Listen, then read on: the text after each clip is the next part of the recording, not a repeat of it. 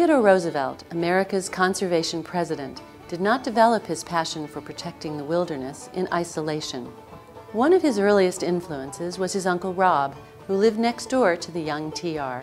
Conservation was part of the Roosevelt family DNA. His uncle Robert Barnwell Roosevelt was considered perhaps the greatest conservationist in America, who was running campaigns to save the shad in the Hudson River, to protect the Great Lakes from ruin and overfishing.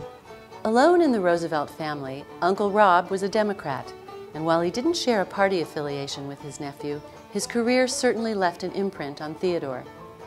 Robert Roosevelt fought tirelessly for conservation policy as a member of Congress, published observational nature writing, and was himself a great outdoorsman. But Robert wasn't the only influential uncle in Theodore's life. As an adult, he would adopt another important figure into his conservation family. The person he called John, Dutch for Uncle John, was John Burroughs, the great poet, naturalist, and transcendentalist of the Catskills. John Burroughs was a nature writer and one of the most important figures in early 20th century American conservation. Before Roosevelt met Burroughs in 1889, he was already a great admirer of the naturalist's work. Theodore Roosevelt was a writer himself. He read extensively in history and literature and natural history, and he considered John Burroughs a great writer who happened to write about nature.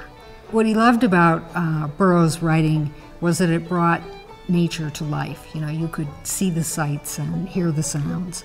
Roosevelt and Burroughs traveled to Yellowstone in 1903. It was a trip that affirmed Roosevelt's fervor for the wilderness and inspired some of his most eloquent prose.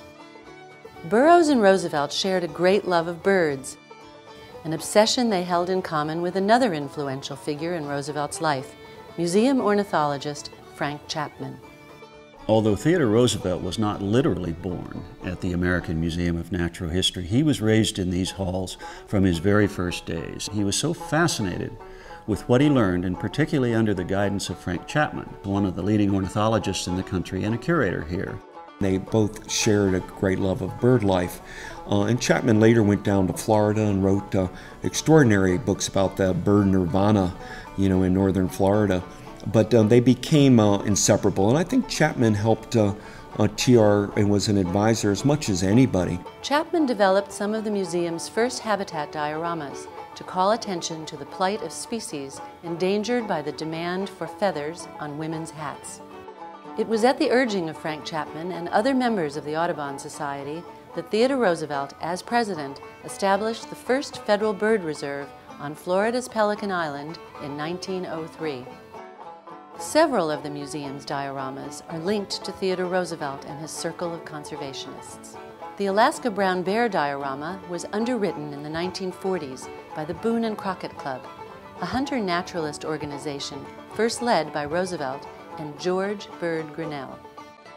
Grinnell was the editor of Forest and Stream magazine, and the two men had great success in lobbying Congress on behalf of wildlife.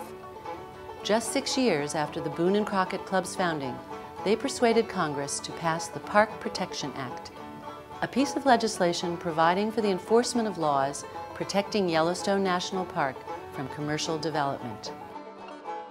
One of Theodore Roosevelt's greatest allies in his crusade to preserve America's natural beauty was Gifford Pinchot, the first chief of the United States Forest Service. As governor, he began collaborating with Gifford Pinchot, who was the chief forester of the United States. And together they did a lot to protect the forests of New York State. And when TR became president, Gifford Pinchot had a very large vision of what the United States could do in relation to all natural resources. And he had found a very willing partner in Theodore Roosevelt. The big conservationist in Roosevelt's life inspired him mightily, and so he became a champion of the environment. There was not really a conservation movement per se until Theodore Roosevelt. We never have had an environmental president like this, somebody who every day of his life tried to do something to make the American landscape a little better.